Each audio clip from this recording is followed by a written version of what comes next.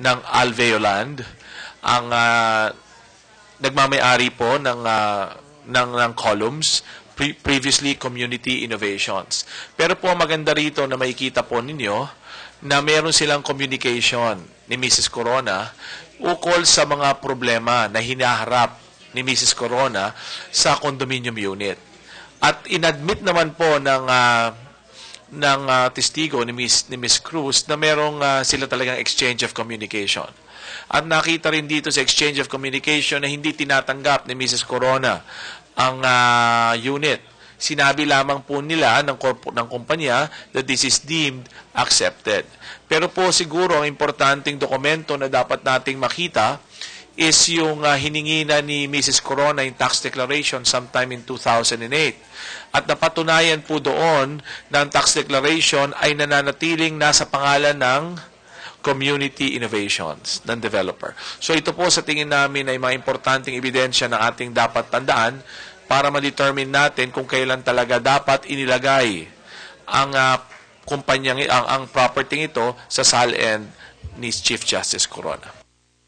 May dadagdag lang ako, no? Siguro yung isang kailangan din ma-highlight dito na ito yung isang sale ng pre-selling development ng apartment. Hindi ito katulad ng ordinaryong sale ng lupa. So, kung tatanungin ninyo na kung bakit yung doon naman sa pagbebenta noong lupa nga kay Demetrio Vicente dati, bakit as soon as nabenta ay wala na sa SAL-N ni Chief Justice Corona, iba ho yung issue doon. Doon, lupa lang yung binenta at as soon as mabenta, ay dineliver na ho kay Mr. Demetrio Vicente na tinirahan niya na agad. Dito, yung general rule na tinatawag natin ganon na upon yung sale and delivery ay hindi kapareho pagka pre-selling ng condominium apartment. Kasi katulad dito, 2004 na-execute yung deed of sale, pero hindi pa nagagawa yung apartment noong time na yon. Natayo lamang yung columns 2006.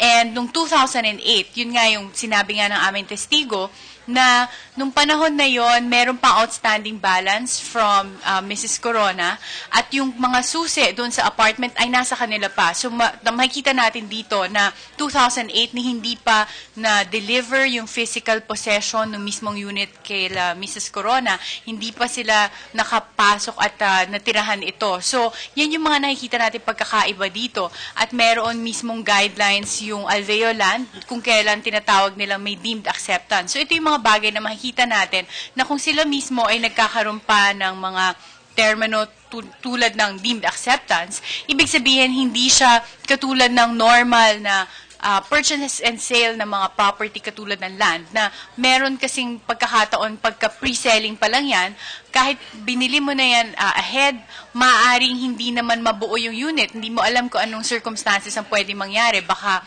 maging eventually bankrupt yung developer or magkaroon ng force majeure or kahit anong pangyayari katulad ng lindol na hindi naman matatayo yung unit. So ito yung mga issues na kailangan natin i-consider dito sa pinag-aawayan nga kung kailan dapat ba nakadeklara sa SAL-N ni Chief Justice itong Columns property. Sir, ma'am, pero yung sinasabi po ng mga senators na dapat dineclare pa rin kasi naglabas ng pera, ano po yung reaction nyo dun?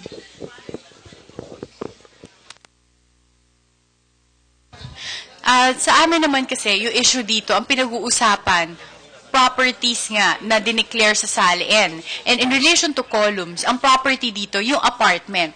So, it deals with yung asset na dinedeclare mo. And para sa amin, kung ang dinedeclare mo nga yung columns property, then ang issue is kung kailan ba considered na transfer yung ownership of that property kay Chief Justice Corona or sa kanyang asawa para ma-declare na to sa SAL-N. Ngayon, yung pagbayad ng pera, I don't think yan yung dapat na punto na titignan kung kaya ilalagay sa SAL-N. Kasi isipin niyo kung ang pinambayad mo sa apartment ay utang, then is that an asset na when in fact it's a liability, 'di ba? So, yun yung mga bagay na tingin namin ay kailangan na pag-deliberate na maayos at pag-usapan ng matino dito sa impeachment because I think hindi mo pwedeng sabihin na yun in this case 2004 pa lang ay dapat nasa SAL-N na yan kung hindi pa nagagawa yung apartment at that time at hindi pa man lang nabibigay doon sa mag-asawang Corona. So these are mga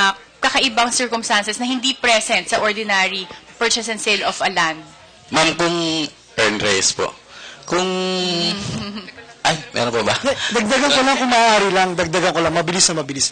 Tama po yung sabi ni Attorney Karen. No? Gusto ko lang ho sanang idagdag, katulad nga ho ng nasabi na rin ng aming kasamahan kanina, lahat ho ng patungkol dun sa mga entrada pa doon sa SALN ni Chief Justice Corona. Ito po ay magpipresenta po kami ng mga testigo na magpapatunay at magpapaliwanag po no, kung bakit ganito ang mga entrada doon sa kanyang SALN. So malinaw po yan, manggagaling po yan yung explanation po, no, yung pagpapaliwanag, manggagaling po sa isang testigo, hindi po manggagaling sa abogado. Sapagkat gusto ko na rin klaruhin, ngayon pa lang, mukhang parang nagbabago rin ho yung trial procedure natin. No? Kasi ngayon, maaari na rin ho palang tumistigo ang isang abogado. No? Kasi usually, ordinaryong trial ho, yung abogado hindi ho maaaring tumistigo yan. Pero nakita ho natin kanina, may mga katanungan na ibinato sa isang abogado at sinagot naman ng abogado yun. No? Sa amin po, sa depensa, makikita nyo po na lahat ng mga testimonya at lahat po ng aming mga ebidensya, hindi yung manggagaling sa aming mga abogado, manggagaling po yan sa aming mga testigo, sapagkat yung pong testimonya nila, pinanumpaan nila, at maaari po talaga silang tanungin dyan. So, malapit na po ang explanation namin dyan. Ay, yung tanong ko lang po, kung hindi nga talaga na-accept ng actual yung condominium unit, bakit hindi dineklara yung pinambili ng unit? Briefly. Kasi po ganito yan, I think yung katanungan ninyo ay tanong rin ng ibang mga senator judges. Kasi kung may salapi, meron dapat na pinambili. At yung salapi na yon ay dapat nakadeklara sa SALN. I think yun ang tinatanong ninyo, no? Kung titingnan niyo yung SALN, ay may mga detalye po yan na sinasabi na may pera. Opo, nakikita nyo yung mga pera sa particular na taon. Hindi ko lang po accurate kung 2.5, 3.5. Depende sa taon po yan, no? Nakita nyo naman yon. At makikita nyo rin po sa SALN na meron pong advances. Nakita nyo po, parang inutang na halagang 11 million. Hindi po namin pipiliting ipaliwanag ngayon yan dahil dapat testigo magpaliwanag yan. Pero po sasabihin namin, ang yung concern ninyo ay address namin, yung money in, money out. Kung may pera, ay may binili. Yung binili, ay yun ay dideklara. Yun po yung gagawin namin. Yung isa lang din na idadagdag ko doon, from a logical standpoint, kahit hindi kami pumunta into details, kung pinambili mo kasi ay kahit sabihin mo ng utang, paano mo siya idedeklara ang asset? Kasi in that case, kahit na pinambili mo siya no up ng property, diba? Idedeclare mo yung pinambili mo as a liability. Kasi inutang mo yun eh. So, kahit na sabihin mo hindi pa na-transfer sa'yo yung property, kaya hindi pa naka-reflect doon yung actual property na binili mo dahil hindi pa na-transfer sa'yo yung ownership, yung liability, kailangan mo na i-declare siguro yun doon sa under yung column na liability. Pero, kung sinabi mong kinita na yung pera na yon na pinambili, then naka-declare yon siguro sa cash, pero kung ipinambayad mo yung part of it, then yun yung sinasabi mababawas doon, pero dahil hindi mo pa nga nakuha yung ownership, yun yung hindi pa naka-declare yung asset, 'di ba? Pero kung binayad mo na siya, mawawala siya doon sa bank deposits, pero maaring meron ka namang liability, so mapupunta sa liability. Kaya hindi mo makikita yung buong halaga nung actual value ng property na binili mo. Parang ito nga yung mga bagay na ipapaliwanag as we go along. Kasi hindi nga siya simpleng math lang na sinasabi natin na kunwari 3 million yung columns, and dapat may makikita kang 3 million agad na cash assets. Di ba umutang siya sa Basa Guidote nung 2003? 11 million. Tapos, Advances na tawag. Advances. Oo, na nakadeklara yan. Tapos nakadeklara ng 2004 is pares pa rin. Tapos nababawasan kada So, taon. 2004 muna. 2004, parehas pa rin. But sinasabi ng the column na yung contract of sale is 2003. So, dapat yung inutang niya doon, nabawasan na yon. Hindi. Utang pa rin yun eh. Kung pinambayad niya yun dun sa columns, hindi mababawasan yung utang niya. Because, yung utang niya outstanding pa rin. Ibig sabihin, yung liability niyang yun, na 11, hindi niya kinita yung perang yung kaya hindi siya cash asset. Kasi utang yan eh. So, kailangan niyang bayaran yung buong 11 million. It's a liability to you. It's not your asset. So, kung pinanggamit mo yan para bumili ng property, pero hindi mo pa nabayaran yung part of the 11 million, then it will stand as 11 million. Hindi ibig sabihin na kung pinambayad mo 3 million out of the 11 ay mababawasan na yung liability mo kasi hindi mo naman binayaran yung utang eh. So buo yung 11 million pa rin. Okay.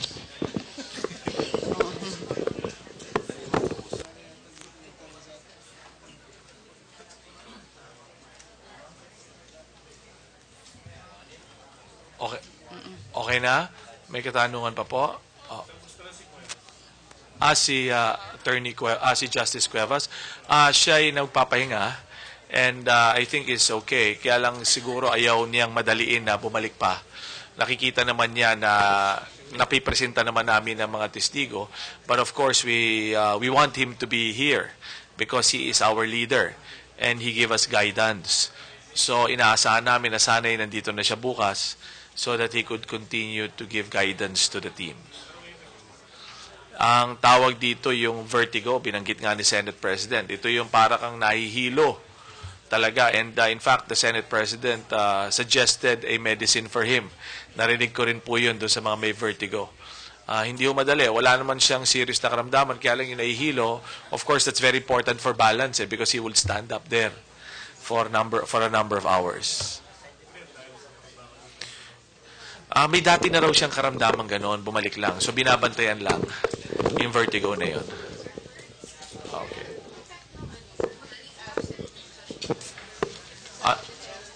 Anong effect ng absence niya? Of course, double time kami. Of course, we have to persuade more because iba yung nandun siya. Iba yung nandun si Justice Cuevas explaining on the floor.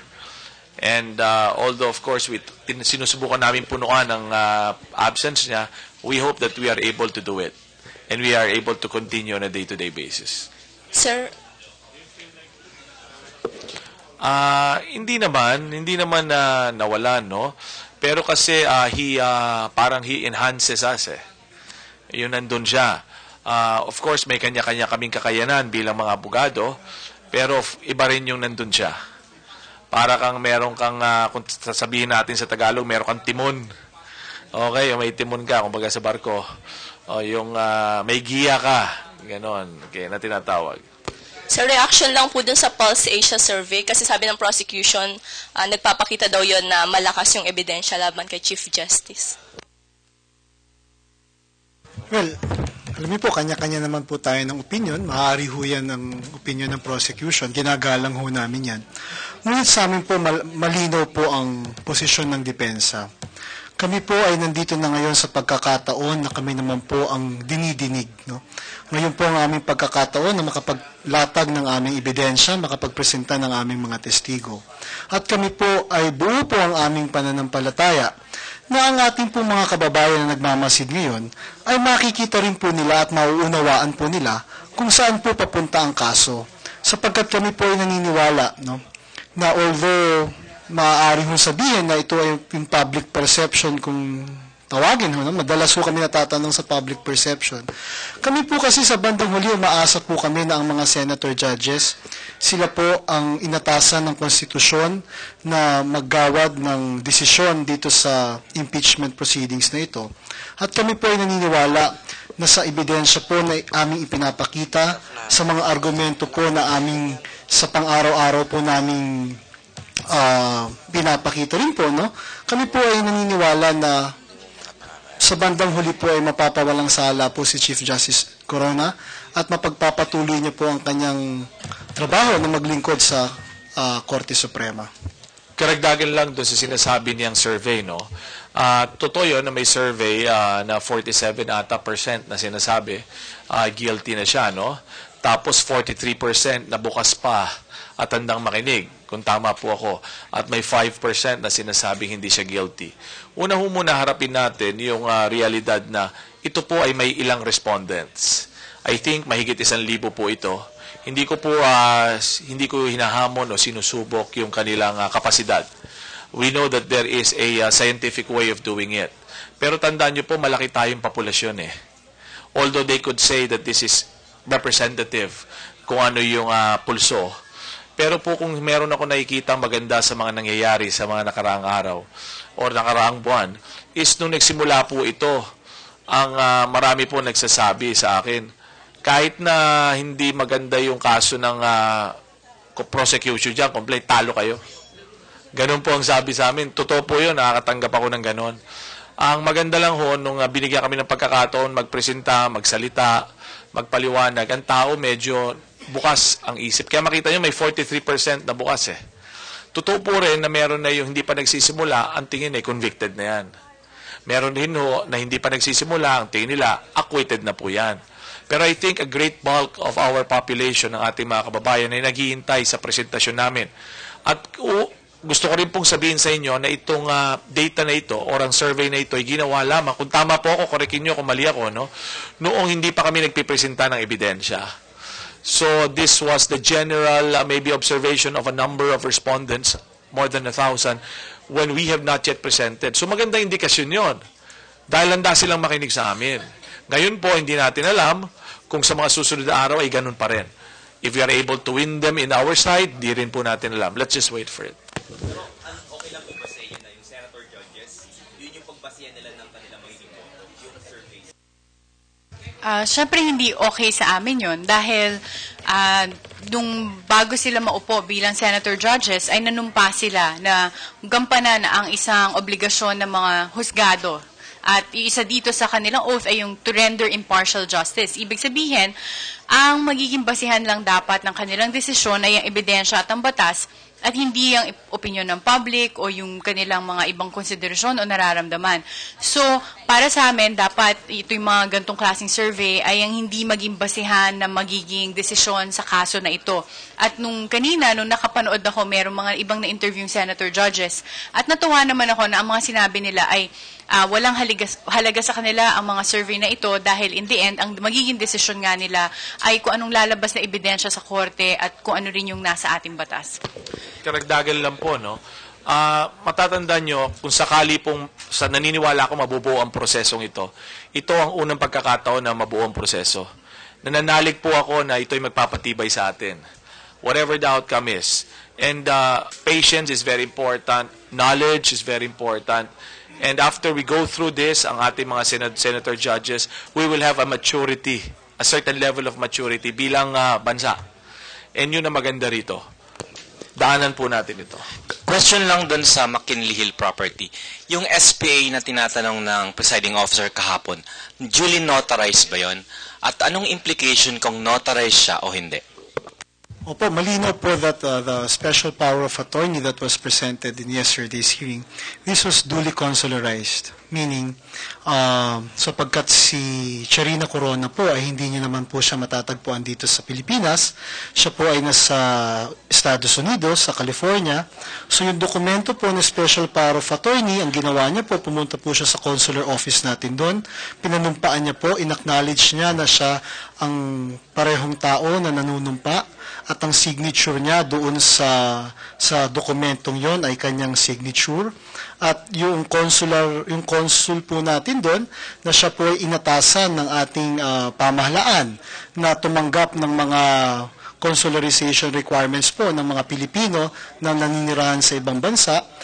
Sumumpa po siya sa harap niya at ito po tinatakan niya ng consular seal. At yun po ang tinatawag na proseso ng consularization. That would take the place of the notarization requirement if you will be here in the Philippines. So, redundant na i-notarize pa kung Pag na-consularize? na-consularize na po doon, that is already an effective notarization, no? Insofar as to turn the private document to a public document. So, yun ang imamanifest natin later on the trial pag tinanong uli yan ng presiding officer? Kahapon po, na-establish na po siya, no? So, maganda po at nalinawan na po yung issue na yan.